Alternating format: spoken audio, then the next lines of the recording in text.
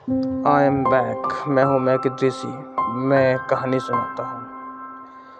मैं अपने दोस्त की बहन की शादी में गया था और मैं काम कर रहा था दोस्त की बहन की शादी में काम कर रहा था। मैंने सुना हल्ला गुल्ला होने लगा है, शोर शराबा होने लगा, भीड़ लगने लगी थी। तो मैं भी पहुंच गया उस भीड़ में। मैंने देखा कि लड़के वाले मना कर रहे थे शादी करने के लिए। पता चला कि इन्होंने बुलेट मांगी थी और वो बुलेट नहीं दे पा रहे थे। इसकी वजह से बस मना कर रहे थे कि हम शादी नहीं कर रहे। और लड़के वाले हाथ पैर जोड़ रहे थे, पैर पकड़ रहे थे कि शादी कर लो, हमारी बदनामी हो जाएगी, चारों तरफ रिश्तेदार है, हमारी बदनामी हो जाएगी, कर लो शादी। हाँ। और लड़के वाले कह रहे थे हम तो बुलेट के शादी करेंगे वरना नहीं करेंगे।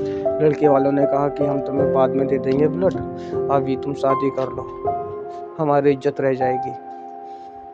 बस लड़कों वालों ने माना नहीं और लड़के वाले अपनी बारात वापस ले गए। लड़के वाले रोते रहे। मेरा दोस्त मेरे पास आया, उसने कहा आंसू यार तू मेरी बहन से शादी कर ले, मेरी बहन बहुत अच्छी है, तू कर ले शादी यार। मुझे पता है तो यार तेरे पापा तेरे घर वाले नहीं मानेंगे, मगर तुम कर ले शादी यार, मेरी इज्जत रह जाएगी, मेरे घर वालों की इज्जत रह जाएगी। इतना सारा खर्चा हो चुका पहले से ही, और अब अगर शादी नहीं हुई तो बदनामी होगी, वो अलग से होगी यार। आंसू कर ले यार शादी। मैं अपने दोस्त की तरफ देखा, फिर उनके घर वालों की तरफ से देखा, तो सब लोग चुपचाप खड़े थे, मेरी तरफ देख रहे थे।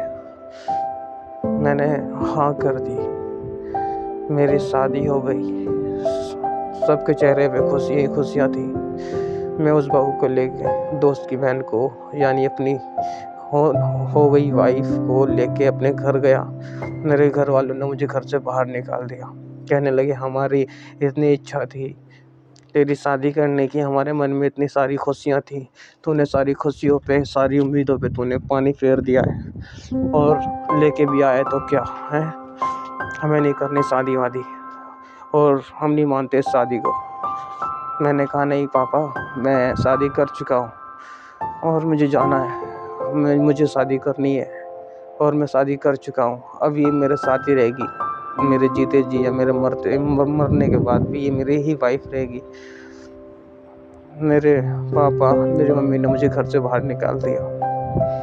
मैं अपनी उस वाइफ को लेके चला गया एक दूसरी जगह, लेकिन दूसरी जगह चला गया मैं रहने। वहाँ पे हमने नई तरीके से नई ज़िंदगी शुरू की। और अब मेरे वहाँ पे ना तो कोई मुझे जानता था, ना उस लड़की को जानता था। हमने एक नया घर एक किराए पे खरीदा। मुझे कुछ खास काम करना भी नहीं आता था। मैंने काम करा, लेकिन मुझे काम करना आता ही नहीं था, तो मैं करता क्या। मैंने शादी तो कर ली थी, पर काम वाम को मैंने कभी करा ही नहीं था। बस फिर मैं रिक्शा चलाने लगा। मुझे एक ने रिक्शा दिलवा दिया, बस रिक्शा चलाने लगा। रिक्शा चला के अपने बीवी का पेट पालता और अपना पालता, और मैं खुशी से रहने लगा। और मेरी वाइफ अपने घर में रहती थी एक अच्छी वाइफ की तरह, और मैं रिक्शा चलाता पूरे दिन, थक जाया करता था, रात को अपने घर जाता था और अपनी बीवी से बात करके एक नई ज़िंदगी की शुरुआत कर चुका था। मेरी बीवी ने कहा देखो तुम इतनी मेहनत करते हो तो तुम मेरी एक ब्यूटी पार्लर की दुकान खुलवा दो। अगर तुम मेरी ब्यूटी पार्लर की दुकान खुलवा दोगे तो तुम्हारा भी सहारा बन जाऊंगी मैं। और मैंने बहुत सारे सपने देखे थे कि मेरा आदमी इतना अमीर सा होगा, मेरे पास गाड़ी होगी, मेरे पास बंगले होंगे, लेकिन मेरे घर वालों ने कभी माना ही नहीं और मेरी शादी अब तुमसे तय करवा दी। अगर काश कि मेरे घर वालों ने बुलेट दे दी होती तो वो मेरी शादी हो गई होती और मैं रानियों की तरह रह रही होती उनके घर में। बहुत अमीर आदमी थे वो।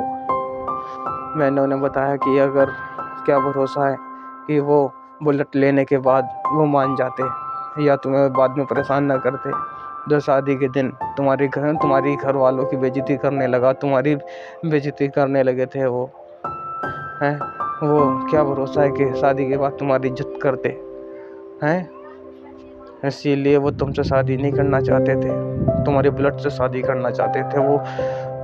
खैर, उन बातों से क्या मतलब था। दोनों ने इस बात को ख़त्म कर दी। और मैंने काफ़ी मेहनत करी, मज़दूरी करी। उसके बाद मेरे पास पैसे जमा हुए। मैंने छोटा सा ब्यूटी पार्लर खुलवा दिया उसके लिए।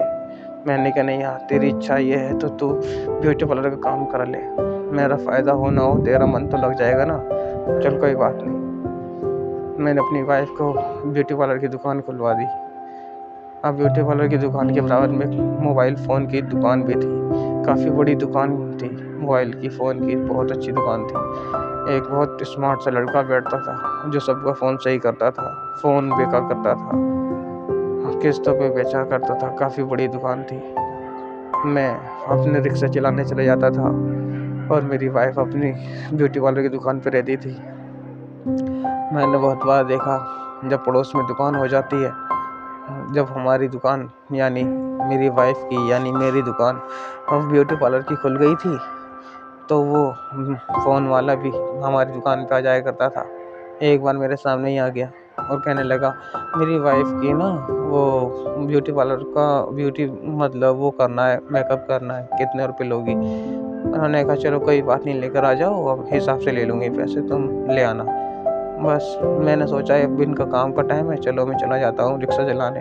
तो मैं रिक्शे को उठाया और चला गया। बस अब मेरा यही काम था। 15 दिन बीत गए, 20 दिन बीत गए। मैंने एक बार देखा कि मेरी जो वाइफ है वो उस मोबाइल फ़ोन वाले के साथ बाइक पे कहीं जा रही थी। मैंने देखा ओह! ये कहाँ जा रही है? मैंने सोचा अरे उसने कहा था ना मेरे सामने कि उसकी बीवी का मेकअप करवाना है, इसीलिए वहीं जा रही होगी। चलो कोई बात नहीं, जाने दो, आ जाएगी। मैं अपनी मेहनत मज़दूरी करके रिक्शा चला के रात को घर पर आया। और मैंने उनसे पूछा काम कैसा रहा, ठीक-ठाक? उन्होंने कहा हाँ, काम बढ़िया था। कितने रुपए मिले मैंने पूछा। उन्होंने कहा देखो तुम पैसों की बात ना करो अभी ना मुझे सामान लेकर आना है बस। कुछ सामान रह गया है, वो सामान लेकर आना है, वो सामान लेकर आ जाऊँगी तो वो दुकान में डालना है, तो वो अच्छे से दुकान चलेगी, वरना मेरे पास कुछ सामान ही नहीं है। मैंने कहा चलो कोई बात नहीं, मैं पैसे नहीं माँग रहा, मैं सिर्फ़ ऐसे ही पूछ रहा था। मेरी बीवी ने बातों काटते हुए कहा लो खाना खा लो। मैंने खाना खाया और अब डेली की डेली मैं काम पे चला जाता था। मैं कभी पूछता नहीं था उसकी ब्यूटी पार्लर की दुकान के बारे में। बस कुछ दिन बीत गए। मैंने देखा 5-10 दिन के बाद फिर से वो बाइक पे जा रही थी, उसी मोबाइल फ़ोन वाले के साथ। मैंने देखा यार ये बाइक पे पहुँच जाती है, क्या बात है? मैंने कभी शक ही नहीं करा कि ये कहाँ जा रही है, क्यों जा रही है, कैसे जा रही है। बस मैं आज बताने वाला था उसे कि आज मैंने तुझे उसकी बाइक पे देखा था, मोबाइल फ़ोन वाले के साथ जा रही थी, तो मैं ये कहना चाहता था। तो इसीलिए मैं घर पहुँचा, मैंने खाना खाने लगा तो मेरे मुँह से निकल गया कि आज तुम कहाँ थी? मैं दुकान की तरफ आया, दुकान बंद थी। तो उन्होंने कहा नहीं कहा कि नहीं मैं दुकान पे ही थी। और कहने लगे कि तो मैंने झूठ बोल दिया, अरे नहीं मैं मज़ाक कर रहा था, मैं दुकान पे नहीं गया था, पर तुम बताओ तुम कहाँ थी? तो उन्होंने कहा नहीं मैं पूरे दिन दुकान पे थी। मैंने कहा नहीं तुम कहीं गई हो? कहने लगी, उसने मुझसे कहा कि नहीं मैं कहीं नहीं गई थी। मैंने कहा नहीं मैंने तुम्हें उसके साथ बाइक पे जाते हुए देखा था मोबाइल वाले के साथ। तो उसने कहा नहीं वो उसकी बीवी के पास गई थी मेकअप करने।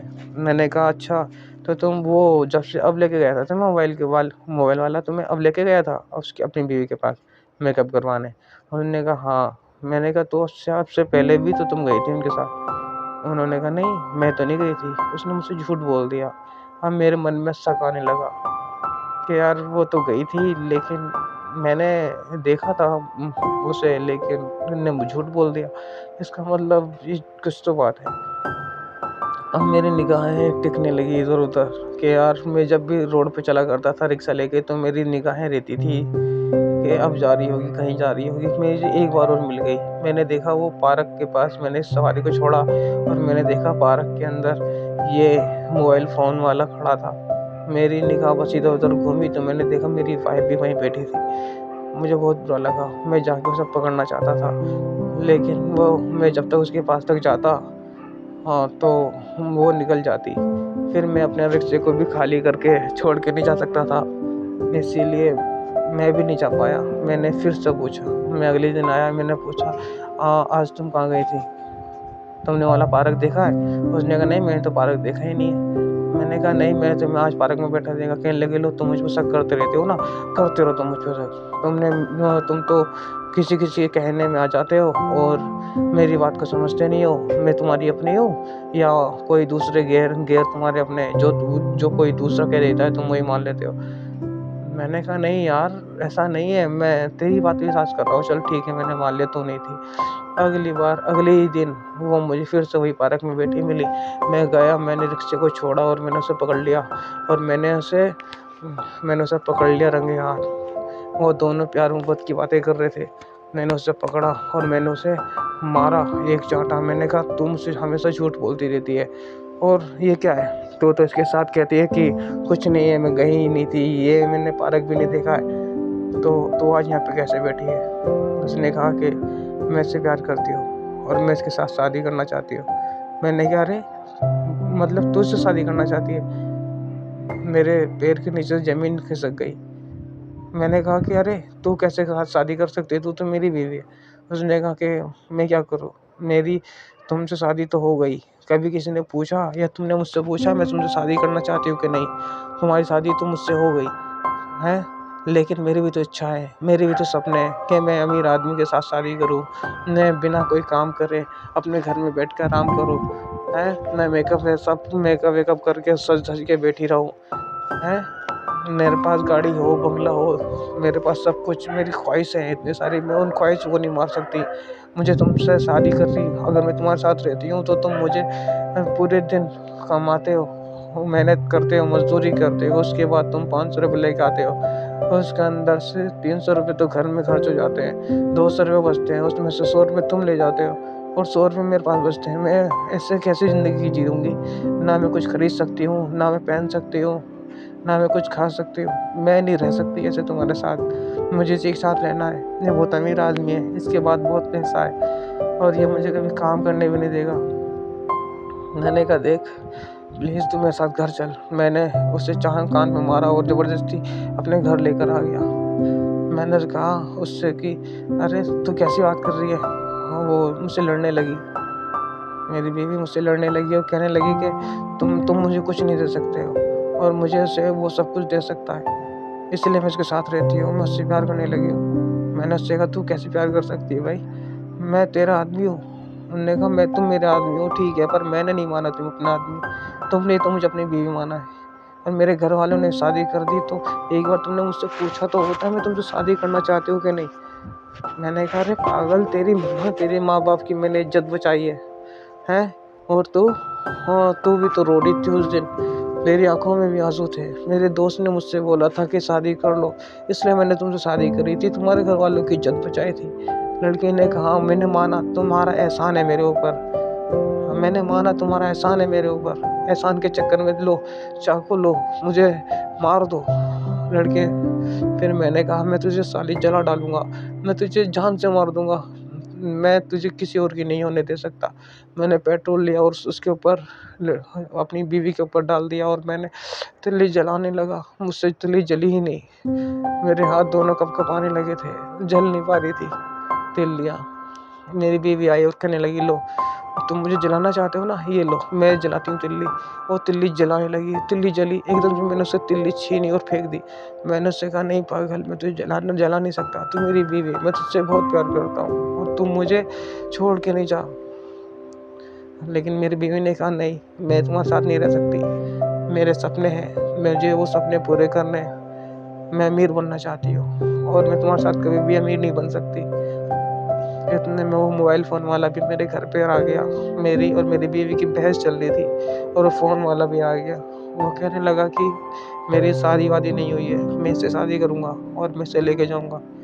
और उधर मेरी बीवी भी कहने लगी, हाँ मैं इसके साथ जाऊँगी। मैंने कहा, नहीं तो ऐसा मत कर, तेरे वजह से मेरे घर वाले छूट गए, तेरी मैंने इज्जत बचाई थी, उसके बदले में मुझे क्या मिला?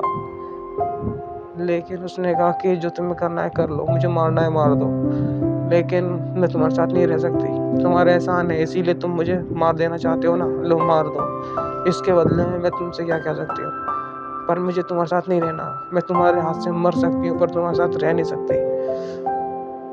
मैंने उसके हाथ पकड़े, मैंने उसके पैर पकड़ लिए। मैंने कहा मत जाओ मुझे छोड़ के। लेकिन मेरी बीवी कहने लगी नहीं, मैं इसके साथ ही जाऊंगी और इसी के साथ ही जाऊंगी। तुमने एहसान करे हैं तो अभी के अभी मुझे मार दो, लेकिन मैं तुम्हारे साथ रह नहीं सकती। मैं रोता रहा, चिल्लाता रहा, बिलबिलाता रहा। मैंने कहा कि मत जाओ, मुझे छोड़ के मत जाओ, लेकिन उसने मेरी एक भी नहीं सुनी और वो अपने आशिक के साथ, उस मोबाइल वाले के साथ चली गई और मैं रोता रह गया हमेशा हमेशा के लिए। वो चली गई और मैं देखता रहा उसे जाते हुए। उसने एक बार भी मुझे पलट कर नहीं देखा। ओके, ये इतनी थी कहानी। मिलते हैं किसी और कहानी में। Okay bye, have a nice day.